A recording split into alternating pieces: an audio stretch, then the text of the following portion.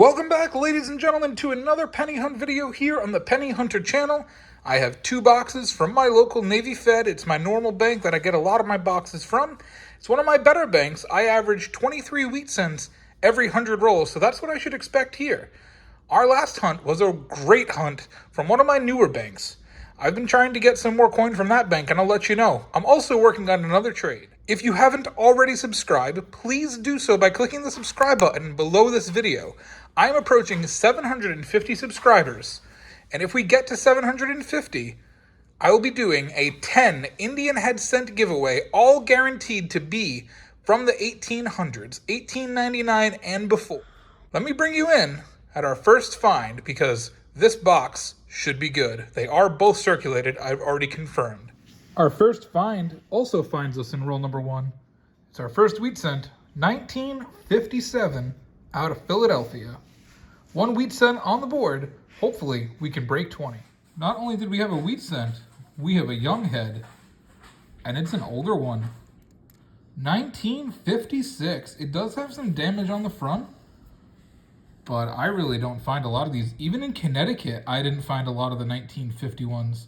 Mostly 1964, as I've said before. So this is a great find to start our hunt off with. 1956 Young Head Canadian. I usually only average 3 Canadians per box. To have one in the first roll and to be a young head, I'm excited. This could be a good box. Roll number 2 is our second wheat cent. Another from the 1950s. 1951 out of Philadelphia, so we're averaging 1 per roll. I don't think that'll continue, but it would be cool if it did. Roll number 8 brings us our second foreign. It's a 2001. I believe this is from Panama. Yes, I am correct. Uno Centésimo de Balboa, República de Panama. We have found these before. They're pretty common to find. Still, I'll take a foreign. So we have 2 foreigns so far, 1 young head and 1 from Panama. Roll number 9. We got an older wheat cent. Popped right up with the face, with the date straight up. 1936 out of Philly. So far, we have a good box. 3 wheat cents and 2 foreigns in the first 9 rolls. Roll number 10 brings us our 4th wheat cent already. 1946 out of Philly. So we have 1 from the 30s, 1 from the 40s, and 2 from the 50s in the first 10 rolls. Good way to start. Like I said, this bank has been pretty good. I hope to get at least 23 wheat cents, and we are well on our way to that pace. Roll number 12 brings us wheat cent number 5. Another from the 50s, 1956 out of Philadelphia. Pretty good pace we're at. Like I said, this bank is pretty good. Let's hope for more. Coming back in roll number 12. Wheat cent number 6, 1958 from Philly. So almost all of these have been from Philly this box. So we're averaging 1 every other roll, on pace for 25 just in this box, let alone 23 over 2. After a hot start, we got wheat cent number 7 in roll number 20. So we had 8 rolls without a wheat cent. This one is a really cruddy one. I couldn't even tell it was a wheat cent because it was face up like this until I saw the date. So 1958, absolutely rusted wheat cent found. Roll number 25 brings us wheat cent number 9. It's the first reverse facing one we have had. 1951 out of Denver. So we are on pace now for 18 wheat cents in this one box. It has slowed down a little bit, but we still have had 4 wheat cents from roll 11 to 25, which is pretty good. So yeah, 18 wheat cents on pace for. We will take it. Roll number 28 gives us wheat cent number 9. I know I just said the last one was 9, but after I recounted, I realized that was 8. This is 9. 1951 out of Denver. Pretty average coin, but we'll take it. Roll number 35 brings us wheat cent number 10. So we have hit 10. Box has slowed down a little bit. Another 1951 out of Philly. So we have 15 rolls left to try to get at least 2 more to be on pace for average over a 2-box hunt from this bank. Roll number 36 brings us wheat cent number 11. Back-to-back rolls with a find. Another 1950s. 1951 out of Denver. This one has seen better days. It's a bit rusted over. I love to see at least 10 wheat cents in a box. We have at least 10, and we have a lot of rolls left. Let's see what we can finish at.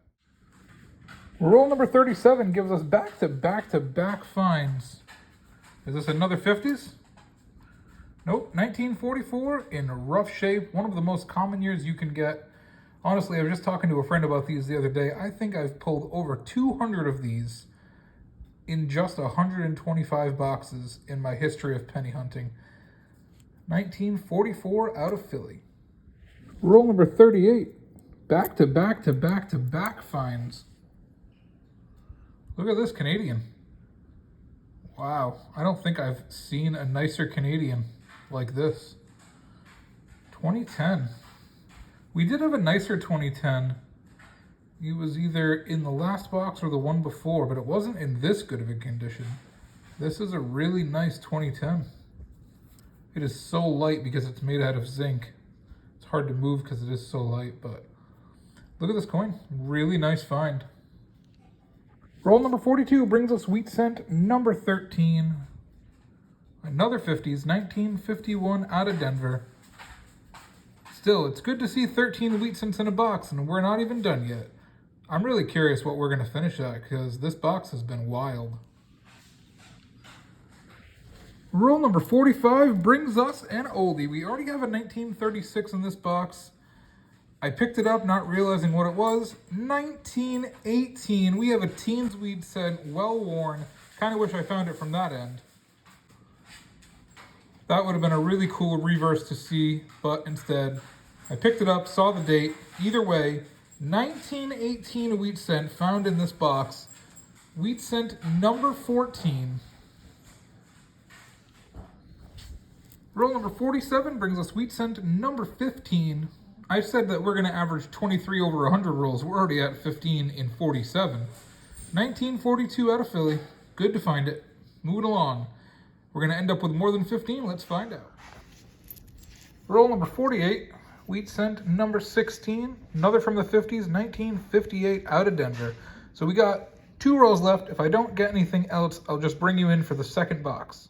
Well, we didn't get anything else from those rolls, but 16 wheat cents was a pretty good hunt.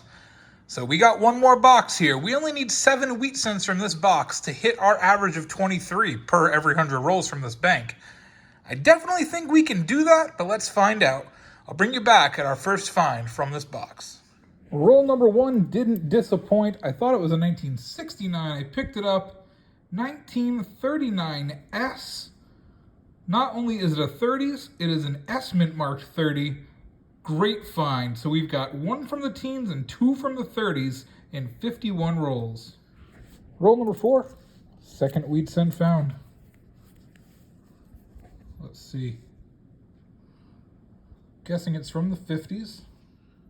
Roll number 5 gives us wheat cent number 3 already. So we're up to 19 wheat cents in 55 rolls in this hunt. Yet another from the 50s, 1951D. Pretty sure we've already found this one. Roll number 8 brings us our first Canadian of the box and 3rd overall. We have a 1982 Canadian. We'll take it. Glad to see it. Roll number 11 brings us wheat cent number 4 of the box. 1951 out of Philly. So we are now up to 20 wheat cents in 61 rolls. 1 every 3 rolls. That's pretty crazy for my area. I've had back-to-back hunts now with a lot of wheat cents in every box from 2 different banks at that. Roll number 12 brings us wheat cent number 5. Back-to-back rolls with a find. This one is a 1944 S, I think. Yep, 1944 S, burned to a crisp. So whenever I see these burned wartime pennies, I always wonder, were they covered in oil? Were they burned? You know, what's the story behind these pennies? Because if I could touch a penny and find its history, I would absolutely love to see where this penny was and how it got burned. Roll number 14, I think I have a proof. Oh yeah, this is a proof. Look at this coin. Wow. 1960 Philadelphia. Look at the edge on this coin.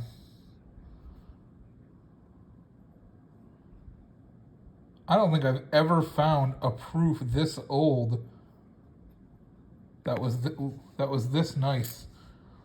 Check this out. Unbelievable find.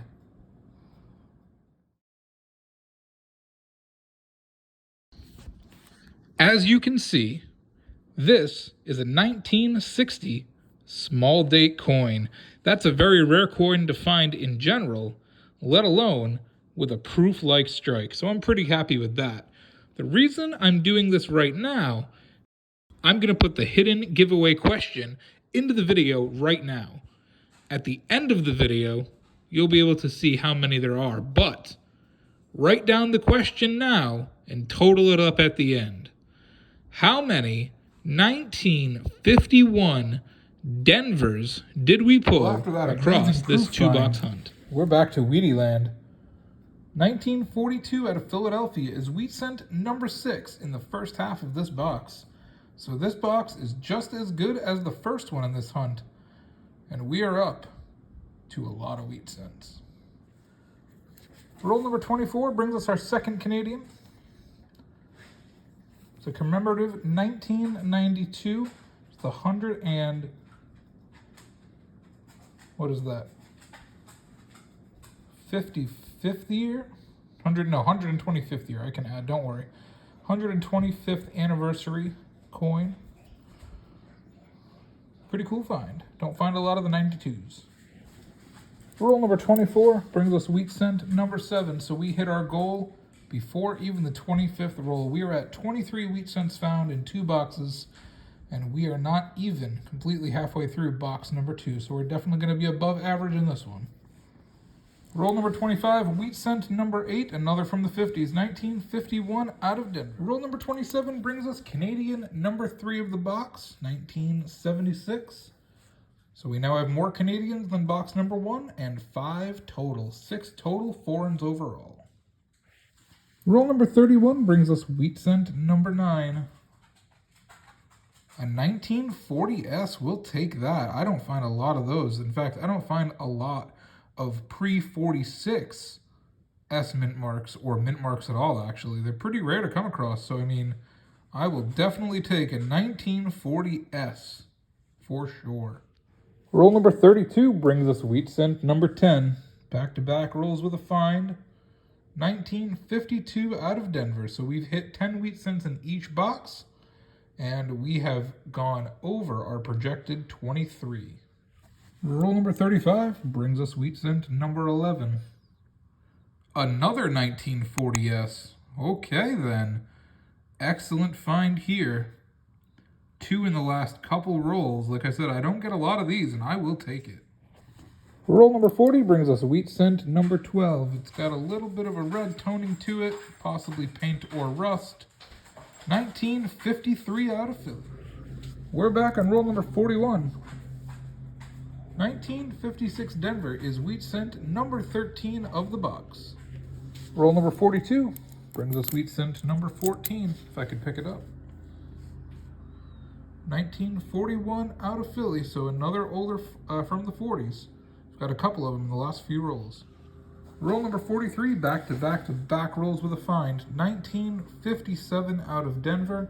This is wheat cent number 15. We are 1 away from tying the last box.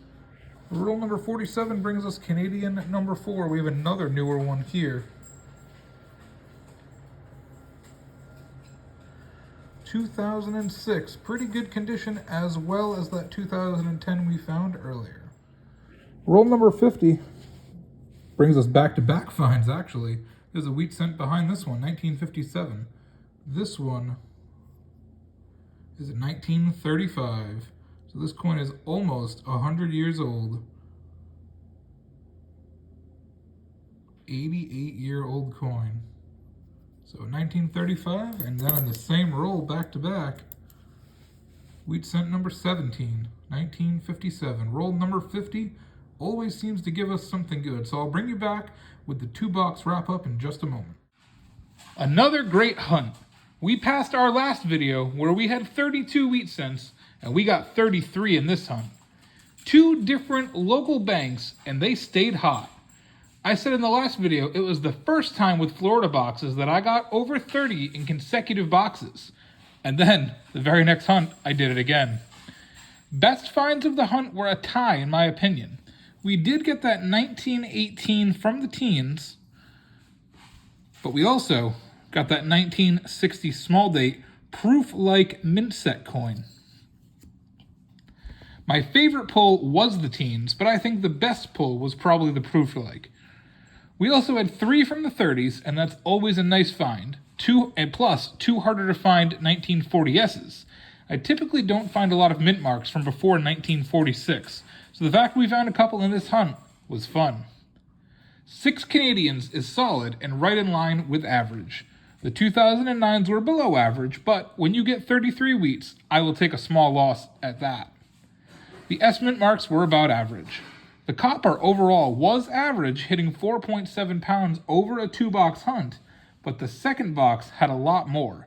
It was one of my better bank wrap roll boxes in terms of copper at a whopping 2.5 pounds in one box, which is a lot higher than most bank wrap boxes give me. I have a couple extra things to add this week before we conclude. First, I have been pulling my 1970 to 1982 P&D copper pennies, as you can see on the screen here, for a friend who has been buying it for me. But due to some upcoming training he needs to pay for, he's not going to be able to buy it for the next month or so.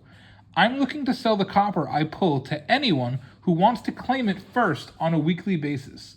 I'm asking $40 plus shipping and fees for $23 to $25 face value of copper. I can get you the exact weight of the box if requested, every week. It comes up to $58 shipped with a medium flat rate priority box, 2 to 3 days shipping. $23 to $25 of copper comes out to around $62 of copper spot value. Even with shipping, you're getting a good deal. Secondly, I was asked by a subscriber to set aside shiny coins that don't meet my specifications for being kept. Across these last 2 boxes, I set aside 38 near misses for my shiny jar that I would have normally thrown away. All the coins that I pull are in AU to BU condition with nothing wrong on the front or back. They just don't meet what I consider keepable. If anyone wants them for their books or their rolls, please reach out to me and we can discuss them for a fair value. Finally, as a reminder, we're approaching the 750 subscriber giveaway. At the time of recording, we only need 39 more subscribers in order to reach that goal. Any help is greatly appreciated, so if you haven't done so already, please subscribe now and continue to support my channel.